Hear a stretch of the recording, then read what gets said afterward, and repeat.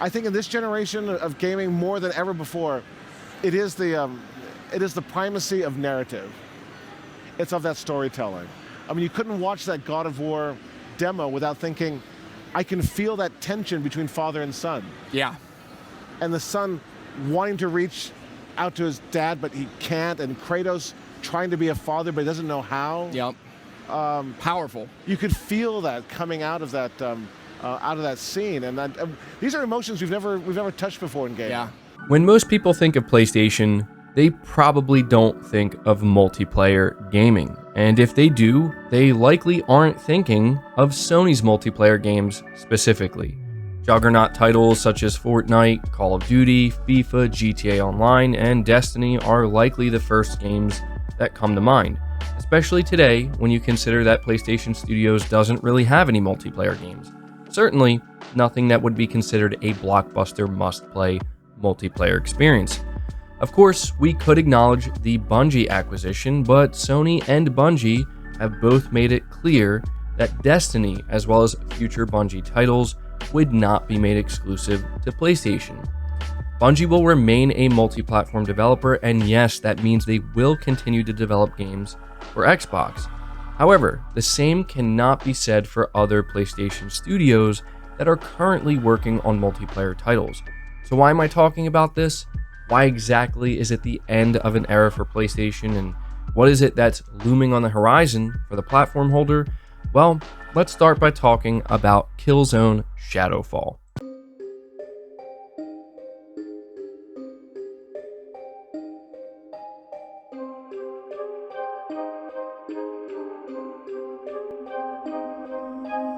August 12th, 2022 marked the end of the Killzone franchise for many fans, as the servers for not only Killzone Shadowfall but also Killzone Mercenary were abruptly shut down. Guerrilla Games announced on July 22nd, 2022 that this would be happening, and many players felt completely caught off guard by this move due to how little time they had left to play, but also because Killzone Shadowfall in particular felt like it was just too soon, with it being a PS4 title. It's interesting to look back at the previous PlayStation generations and view Sony's attempts at multiplayer. Of course, Killzone is one of the first games that people usually think of. In the early days of Killzone, it was being positioned as a Halo killer. However, it never really reached the same level of success. In fact, Sony never really achieved that type of success with the multiplayer game, although it wasn't for lack of trying. But some of these multiplayer games garnered cult followings and a loyal fan base that, even today, look back fondly on these experiences, considering them some of the most fun they've had with the PlayStation brand. Games like SOCOM US Navy SEALs, Warhawk, Resistance, Twisted Metal, MAG, MotorStorm, and Killzone, as we mentioned, and even some single-player focused games with add-on multiplayer components like Uncharted and The Last of Us. Many of these games were successful, however, some just never realized their full potential for one reason or another. One thing that was clear, though, was Sony's desire to deliver multiplayer experiences for the PlayStation platform. During the PS4 generation, something shifted. It was a new era for PlayStation, one where Sony found itself in a make-or-break situation with the brand. After having to climb their way back up the mountain after knocking themselves off at the start of the PS3 with some pretty big mistakes, Sony wasn't in the clear just yet. The future of PlayStation was still uncertain, but Sony doubled down on what they were known for: quality single-player experiences. Now, I think everyone can agree that Sony really did prove something with the PS4 generation. They were delivering high-quality, single-player narrative-driven games on a scale that we just haven't seen before. Not only that, but they were taking risks, big risks with new IP. PlayStation fans were happy and were in full support of this direction that PlayStation was going in. But there was something missing. Sony seemed to have almost entirely abandoned creating multiplayer games. It just wasn't their focus anymore. By the end of the PS4 generation, some fans were even wondering if this is how it would be from now on. It was a fair assumption considering how much success Sony found with their single-player focus.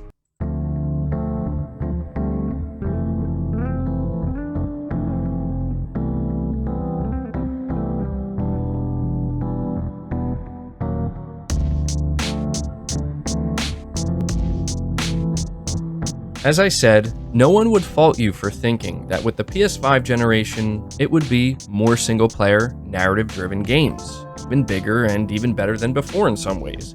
Well, you would be half correct, and we will save that discussion for a separate video, but you would also be missing a key component of PlayStation's plan for, well, not just success necessarily, but continued success, and even more importantly, sustainable growth. The reality is game development costs are rising, and as the pressure for studios developing AAA single-player games rises, so too does the cost. This is where games as a service come into play. You see, a select few video game studios and publishers have discovered a way to create a game with no end, a game that is easily accessible, social, sustainable, but most importantly, monetizable. A live service game is not viewed in a positive light within the gaming community. Well, at least not the core gaming community. The truth is, the gaming industry's most successful, most played games are all live service titles. This is why no game publisher, not even Sony, can resist the temptation to at least try to have one of their own. When you think about it, Sony was already trying to achieve this in the past. Even though live service games didn't exist yet, they felt the pressure of not having their own Halo-esque experience to compete with Microsoft on this front. For those who don't know, Sony has 10 live service games in development. Yes, you heard that right, 10. And what's even crazier is they are planning to release these 10 live service games by 2026. Depending on what type of gamer you are, you may not really care too much, and that may not sound very surprising, or you may be shocked and genuinely worried about what this means for the future of PlayStation. Regardless of how you feel though, this is what's currently going down, and something becomes crystal clear when you see just how aggressively Sony is pursuing live service. It's that Sony is getting ready to throw a lot at the wall and is hoping it sticks. What this also means is there will likely be a few failures, maybe more than we think along the way. This is exactly why Sony purchased Bungie for $3.6 billion. They know it's not easy, and they know it's what PlayStation's current developed talent doesn't specialize in. Bungie, however, they're one of the leaders in live service and have many years of experience growing a live service title. So at this point, there are two camps of PlayStation fans. Those that absolutely despise this change and would love nothing more than to see this fail. And then there are those that are excited to see Sony once again try their hand at some multiplayer experiences.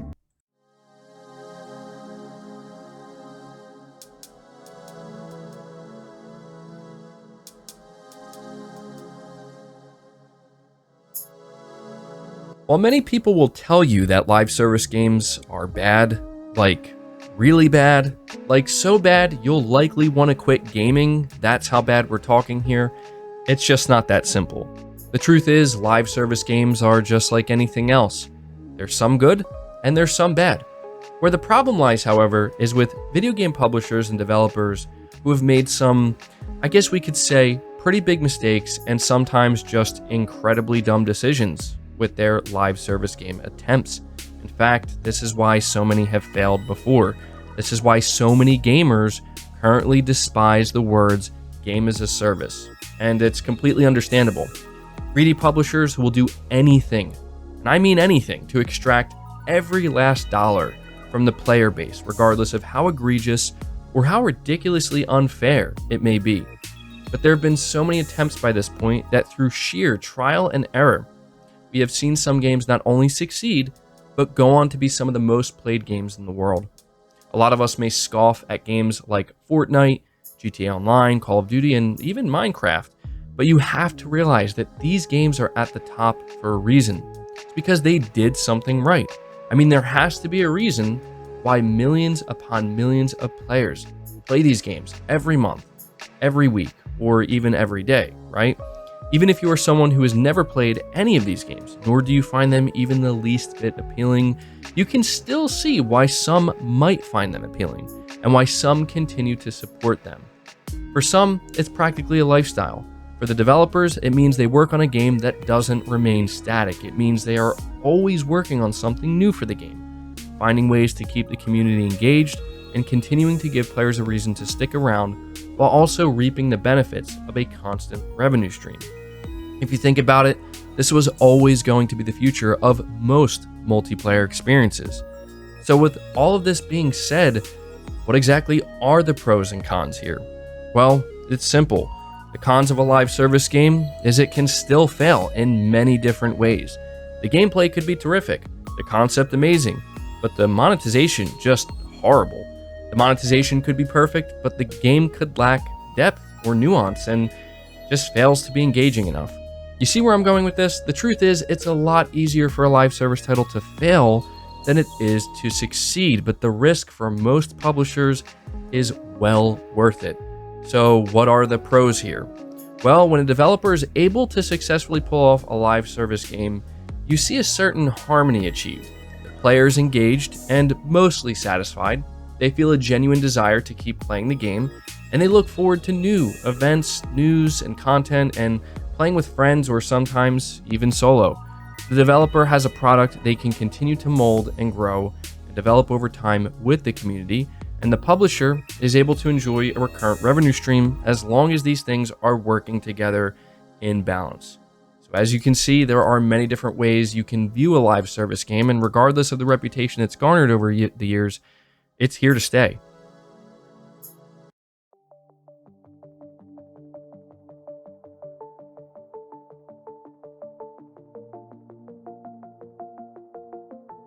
Now we get to what is, in my opinion, the most important question. Why is PlayStation changing? If Sony already has great success with single-player games, selling in the tens of millions of units, and the platform is doing well, what's the problem? Well, I can tell you one thing. Sony selling tens of millions of copies of their single-player narrative-driven games isn't a problem. In fact, right now, it's everything for the PlayStation brand, and it wouldn't be where it is today without it. But we simply cannot ignore the global reach of the PlayStation brand. We can't ignore the fact that so much of the money that Sony makes off of the PlayStation platform is from these successful live service games we keep talking about. That's right, for every single microtransaction that is sold in Fortnite, Call of Duty, GTA Online, etc., Sony gets a cut of it. But that's it, only a cut.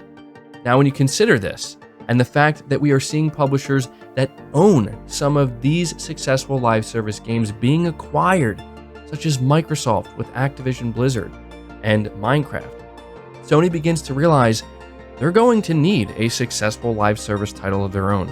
I mean, the conversation surrounding Call of Duty potentially leaving the PlayStation platform should tell you everything you need to know. They want their own moneymaker where they don't just get a slice of the pie, but the whole thing. Now that may sound bad, but don't forget about the rapidly rising costs of single-player AAA games. Sony knows that the only way they can sustain their growth and continue to invest in these incredibly expensive single-player games at the rate they are is by ensuring that they can safely do so and minimize their overall risk. But come on now, let's not be naive here. Of course, it's also because live service games have the potential to make just so much more money than single-player games do over time. Not only that, but a free-to-play live service game has the potential to reach hundreds of millions of players globally, to whereas a full-price, big-budget title rarely, if ever, gets anywhere remotely close to those type of numbers. To put it simply, the potential for growth with a successful live service game is immensely higher than a successful single-player game. And while that may be painful to hear, it's the truth. The idea that PlayStation would just sit back and forego the pursuit of live service titles while they see the massive numbers coming in month over month alongside the massive growth, and just watch every other major video game publisher double down on this type of game, I don't think any of us really expected that. Well, even if we did, that's just not how it was ever going to be.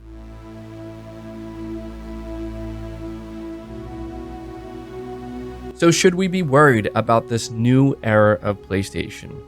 I feel like the answer is yes, no, and maybe. To be completely honest, this is uncharted territory for Sony, pardon the pun, and its development teams outside of Bungie. Right now, the PlayStation fan pretty much has three options. 1. Give Sony the benefit of the doubt and try to remain optimistic. 2. Be indifferent to it completely and take it as it comes. Or 3. See this as the potential undoing of PlayStation as we know it. Personally, I think there are many more reasons to, at the very least, be indifferent, but also to try to remain somewhat optimistic. PlayStation has a lot of history, a long history, and no one knows that better than the die-hard fan who has been there from the beginning. But even the new fan, who is drawn to the platform for their single-player experiences. That's not something that is just tossed aside or forgotten. With that being said, we do need to acknowledge that things do change. Sometimes slowly, other times rapidly. So it's reasonable to be cautious considering Sony went from having 0 live service games to 10 live service games in development in just a matter of 2 years. One thing that is certain though, is that this truly does mark the end of an era and the beginning of something new, for better or for worse. So I'll leave you with this. Can Sony maintain a balance of doing what they do best, delivering compelling single-player games that focus on delivering a memorable and meaningful narrative, define a generation while also chasing live service success? Well, I guess we will find out soon enough.